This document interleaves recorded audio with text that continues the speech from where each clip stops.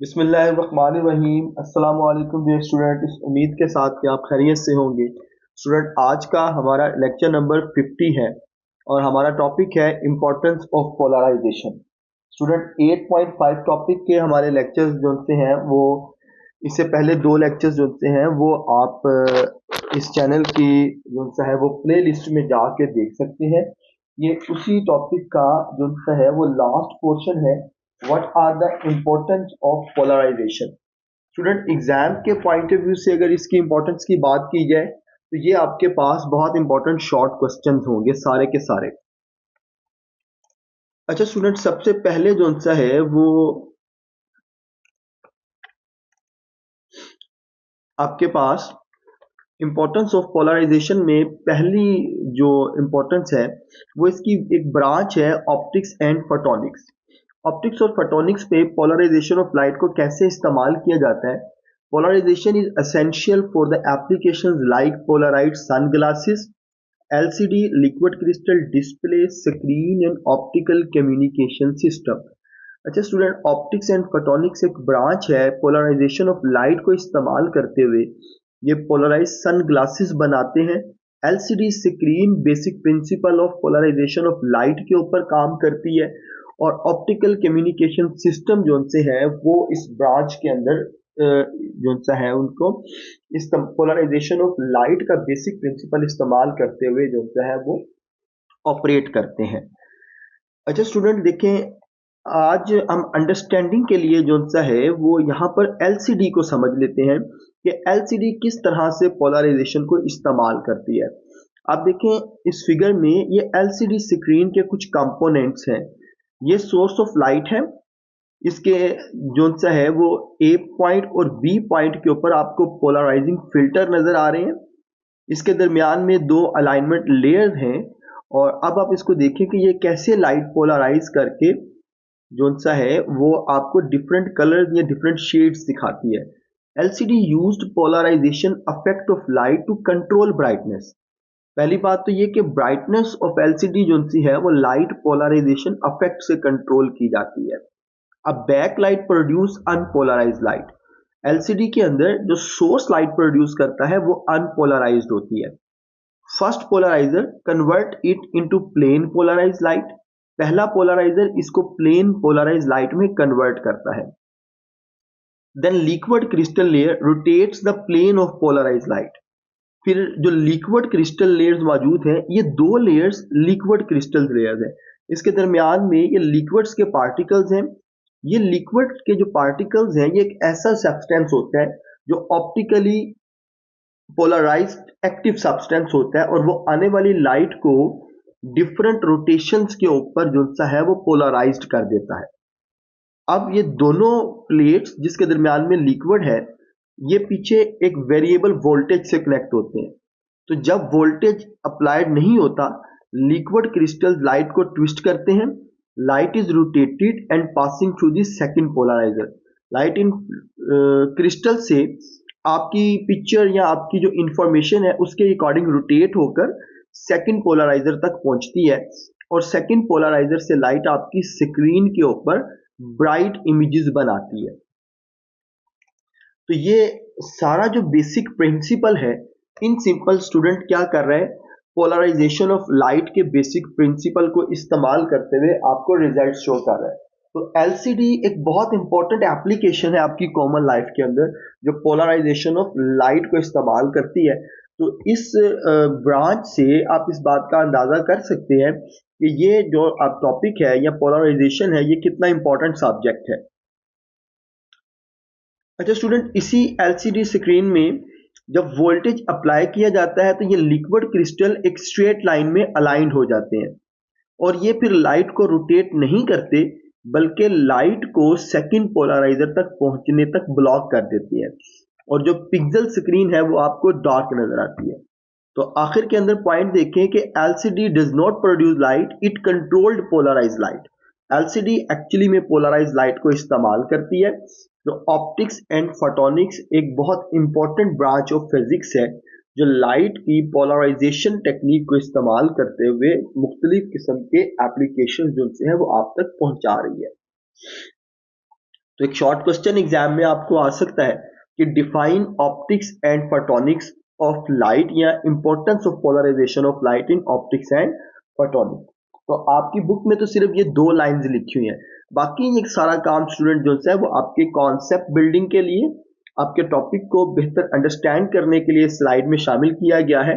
तो आप सिर्फ इसे अच्छे तरीके से समझेंगे, याद करने के लिए सिर्फ ये आपके ऊपर की 2 लाइंस हैं। अच्छा स्टूडेंट, नेक्स्ट आप देखें, आपके पास ब्रांच है imaging and microscopy. Polarisation enhance image quality, reduce glare, unwanted light that interface with vision, and improve contrast, especially in microscopy and medical imaging.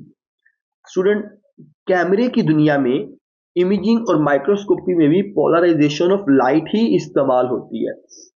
Understanding के लिए यहाँ पर एक एग्जाम्पल है, ये एग्जाम्पल मेडिकल से रिलेटेड है, लेकिन अभी एक एग्जाम्पल आप और समझ लें। आप कॉमन लाइफ के अंदर कैमरे के डिफरेंट लेंस इस्तेमाल करते हैं और उन लेंस में आप ये देखते हैं कि डिफरेंट कलर्स के ग्लेयर्स या डिफरेंट कलर के शेड्स आपको नजर आते हैं। तो दरअसल आप अपने इमेज क्वालिटी को बेहतर करने के लिए लाइट की पोलराइजेशन के लेंस इस्तेमाल कर रहे होते हैं।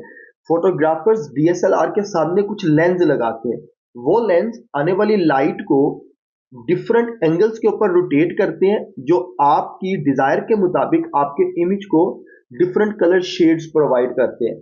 तो इमेजिंग और फोटोग्राफी के अंदर भी पोलराइजेशन एक बहुत अहम किरदार अदा करती है। अब पोलराइजेशन का मेडिकल के अंदर यूज क्या है, कॉन्सेप्ट अंडरस्टैंडिंग के लिए ये एग्जाम्पल शामिल की गई है। देखें, ये example orthogonal polarisation spectral imaging से रिलेटेड है। इसका क्या मतलब है? This is used to visualise micro blood vessels and micro circulation.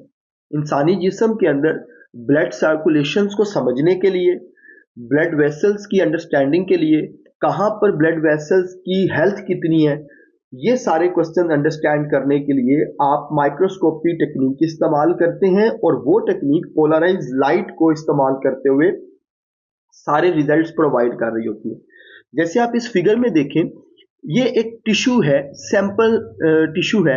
ये कोई ह्यूमन बॉडी का एक छोटा सा पार्ट है जिसके ऊपर स्किन है, स्किन के नीचे डिफरेंट वेसल्स हैं और ये डिफरेंट लेयर्स हैं। अगर आपका जो स्किन है वो इनसाइड किसी जगह से डैमेज हो जाता है, तो फिर आप उसको कैसे जज करते हैं? एक light source unpolarise light produce करती है, पोलराइजिंग फिल्टर उसको पोलराइज्ड करता है, ये पोलराइज लाइट पास करती है इस ऑब्जेक्ट से। ये पोलराइज लाइट इस ऑब्जेक्ट यानी इस टिश्यू से पास करने के बाद सेम उसी एंगल के ऊपर रोटेट होगी, बाहर आएगी जिस एंगल के ऊपर ये टिश्यूज अलाइन है इसके अंदर। यानी जो स्ट्रक्चर इंसान की बॉडी के अंदर बना होगा, उसी स्ट्रक्चर की डायरेक्शन में ये लाइट पोलराइज होकर बाहर आएंगी और कैमरा इनको उसी डायरेक्शन में डिटेक्ट करके इनका इमेज आपको प्रोवाइड करेगा, जिसे बाद में डॉक्टर्स जो सा है वो अपने नॉलेज के जरिए स्टडी कर लेते हैं और वो इस बात का अंदाजा लगा सकते हैं कि वेसल या टिश्यूज जो सी हैं वो कितनी स्ट्रॉन्ग है, या वो किसी जगह से डैमेज तो नहीं, या किसी जगह पर कोई फॉल्ट तो नहीं। तो स्टूडेंट, ये इसकी मेडिकल एप्लीकेशन है, माइक्रोस्कोपी टेक्निक इसको कहते हैं। तो पोलराइजेशन ऑफ लाइट मेडिकल की दुनिया में भी एक बहुत इंपॉर्टेंट रोल प्ले कर रही होती है। ये आपकी अंडरस्टैंडिंग के लिए सारी बातें लिखी हुई हैं। The reflected light that has change polarisation is recorded. Reflected light जो इस टिश्यू से रिफ्लेक्ट होने के बाद आती है वो रिकॉर्ड की जाती है। Direct reflection are rejected by using a polarising at 90 degree to the source of polarisation. वो लाइट्स जो बिल्कुल अनपोलराइज्ड गुजर जाती हैं इस वेव से, वो 90 डिग्री के पोलराइजर के जरिए ब्लॉक कर दी जाती हैं and captured image show blood flow and tiny vessel clear.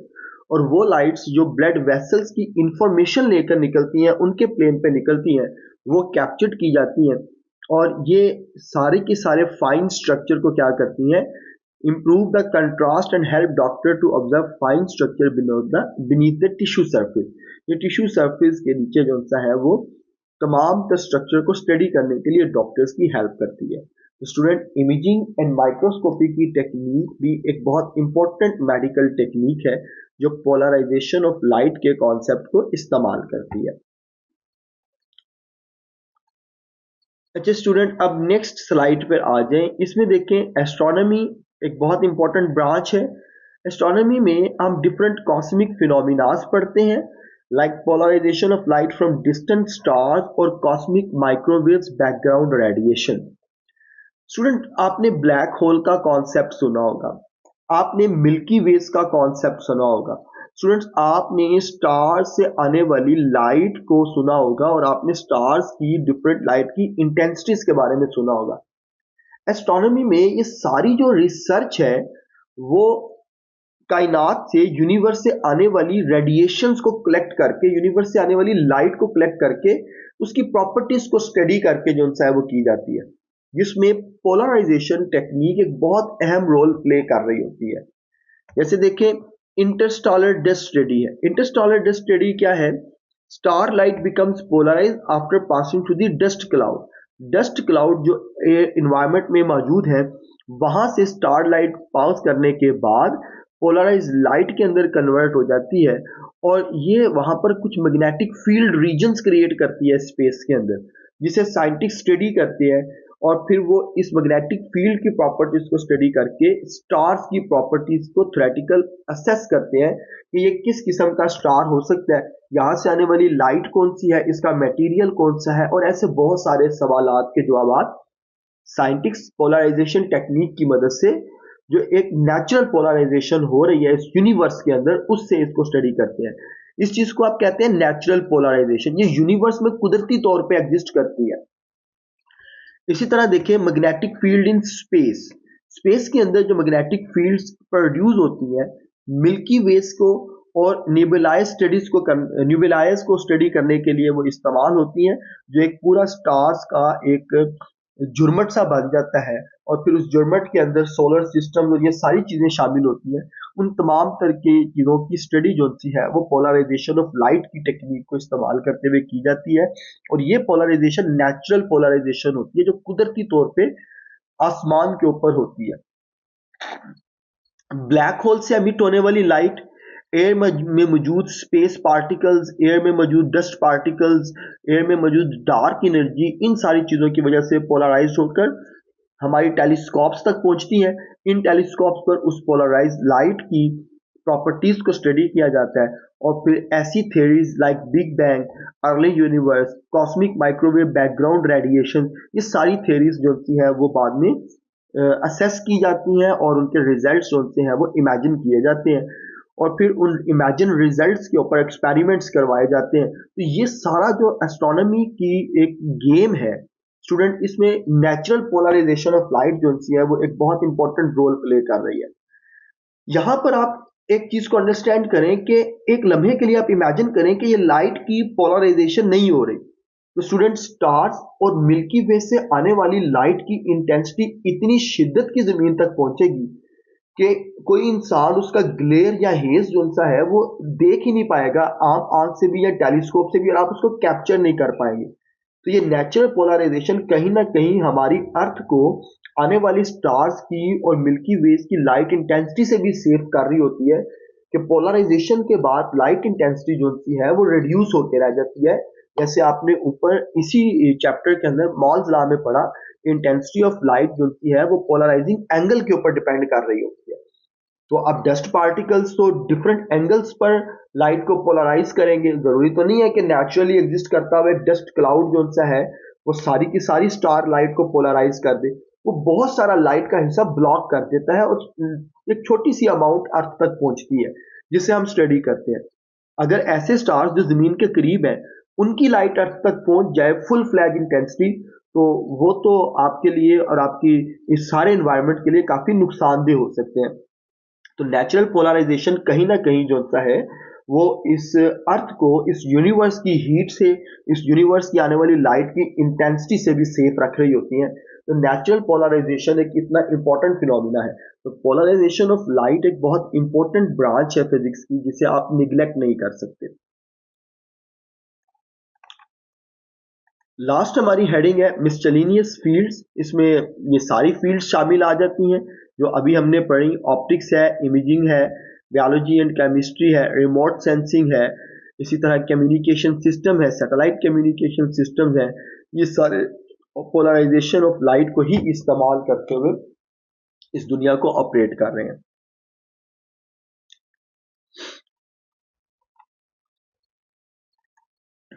और अब हमारे पास है जी two main applications of polarisation. Sky photography, a camera which is used to photography that clouds is fitted with a polaroid. Light coming from the sky is polarized by the polaroid. वो camera जो photography के लिए इस्तेमाल किया जाता है उसके सामने एक पोलराइजर लगाया जाता है। वो आने वाली लाइट को पोलराइज करके कैमरे के अंदर इन करता है, जिसकी वजह से जो स्काई फोटोग्राफी है उसमें ग्लेयर जो सा है उसे कंट्रोल किया जाता है, ब्राइटनेस कंट्रोल की जाती है। दरअसल ये आसमान से आने वाली लाइट के ग्लेयर को रिड्यूस करता है। In sky photography polarisation are used to reduce the glare and haze which are produced by scattering of light by small particle of molecules present in the atmosphere.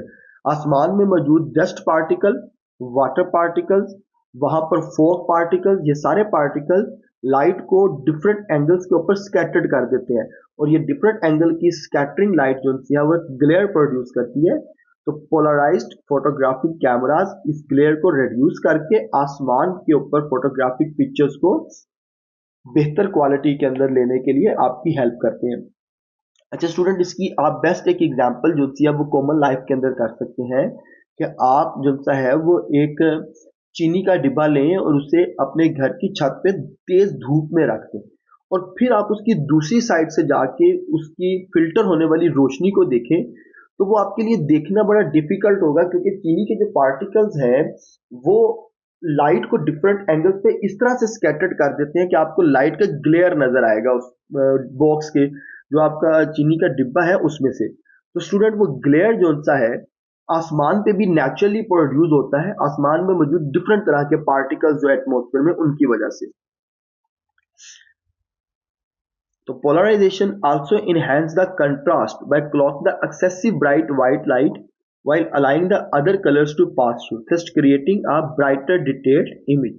ये आसमान से आने वाली bright light को block करती है और different colours जिसके पोलराइजर लगे होते हैं उनको पास करने की इजाजत देती है। स्टूडेंट, इसकी एक और बेस्ट एग्जांपल जो सी है वो आप कॉमन लाइफ के अंदर इस्तेमाल करते हैं और वो एग्जांपल क्या है कि आप एक फिल्टर ब्लू कलर का कैमरे के आगे लगा दें तो आपको सारा आसमान ब्लू कलर में नजर आएगा। अगर आप एक रेड कलर का फिल्टर कैमरे के आगे लगा दें तो आपको सारा का सारा आसमान रेड कलर के शेड में दिखाई देना शुरू कर देगा। अगर आप किसी और डिफरेंट कलर का जो सा है वो लेंस लगाते हैं तो आसमान आपको उस डिफरेंट कलर में दिखाई देना शुरू हो जाएगा। तो स्टूडेंट, ये सारी चीजें जो सी हैं वो स्काई पोलराइजिंग या आसमान के ऊपर फोटोग्राफी जो आने वाली ग्लेयर है उसको वो रिड्यूस कर रही होती है। तो इस इमेज से आप इस चीज को अंडरस्टैंड कर सकते हैं। ये सिर्फ आपकी कॉन्सेप्ट बिल्डिंग स्लाइड है। आप यहाँ पर इसको समझने के लिए देख सकते हैं कि सूरज से आने वाली रोशनी जो सी है वो अनपोलराइज लाइट है जिसका आसमान पे डिफरेंट पार्टिकल से ग्लेयर प्रोड्यूस होता है। जब कैमरे से आपने इसकी पिक्चर लेनी है तो अनपोलराइज लाइट की पिक्चर आप एक सिंपल कैमरे से लेंगे तो वो कुछ इस तरह से आपको दिखाई देगी, उसमें आपको काफी ग्लेयर नजर आ रहे होंगे। लेकिन जब आप उसको पोलराइड कैमरे की मदद से इमेज को लेंगे तो ये इमेज जो सा है वो क्लियर होगा, इसमें आपका जो हेज और ग्लेयर का इफेक्ट है वो रिड्यूस होगा और इसमें जो क्वालिटी ऑफ इमेज है वो भी आपको ज्यादा बेहतर नजर आ रही है। तो इन दो इमेजेस के डिफरेंसेस को आप यहाँ पर फील कर सकते हैं। ये वो कैमरा है जो सिंपल है, जो फिल्टर के बगैर लाइट की पोलराइजेशन को कंसीडर किए बगैर पिक्चर्स लेता है, और ये वो कैमरा है जो पोलराइज फिल्टर्स को इस्तेमाल करते हुए इमेजेस को लेता है। तो स्टूडेंट, पोलराइजेशन जो है वो एक नेचुरल फिनोमिना के तौर पे भी एग्जिस्ट करती है।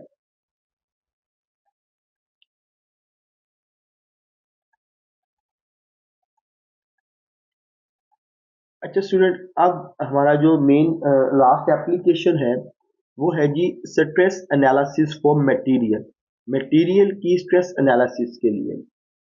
In material science, polarizers are used to analyze the stress, the strain on material. Polarizers material के ऊपर स्ट्रेस टू स्ट्रेन रेशो को भी डिटरमाइन करने के लिए इस्तेमाल होते हैं।